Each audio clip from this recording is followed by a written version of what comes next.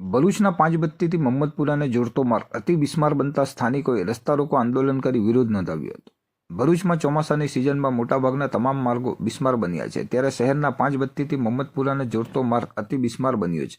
બિસ્માર માર્ગના પગલે વાહન ચાલકો ત્રાહિમામ પોકારી ઉઠ્યા છે. ત્યારે આજરોજ સ્થાનિક અને રિક્ષા એસોસિએશન દ્વારા વિરોધ પ્રદર્શનનું આયોજન કરવામાં આવ્યું હતું. સ્થાનિકો દ્વારા રસ્તા રોકી આંદોલન કરવામાં આવ્યું હતું અને માર્ગના સમારકામની માંગ કરવામાં આવી હતી.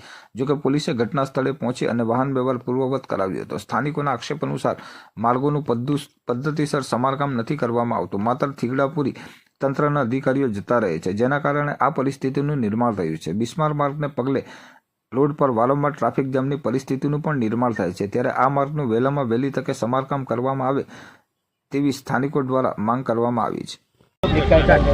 મારું નામ ઇલિયાસ પટેલ છે, સામાજિક કાર્યકર.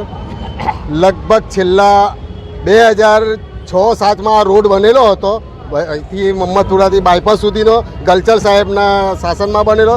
ત્યાર પછી પશ્ચિમ વિસ્તારમાં કોઈ રોડ બનેલો નથી.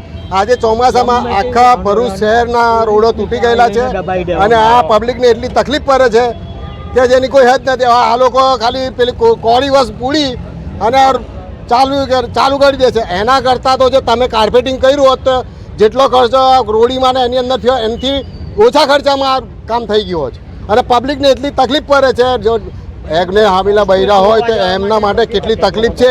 108 ઇમરજન્સી જવાવાળી ગાડીઓને બી કેટલી તકલીફ છે એ પબ્લિક જોઈએ છે. અને પબ્લિકને પૂછો, કલેક્ટર સાહેબ જાય છે, ધારાસભ્ય જાય છે, આ મામલેદાર સાહેબ, દરેક પ્રકારના મોટા મોટા અધિકારીઓ જાય છે. પણ મને એવું લાગે છે કે એમને હવે અમારે હમણાં ફરીથી આવેદનપત્ર દેવા જવાનું છે કલેક્ટર ઓફિસમાં. જય હિન્દ, જય ભારત.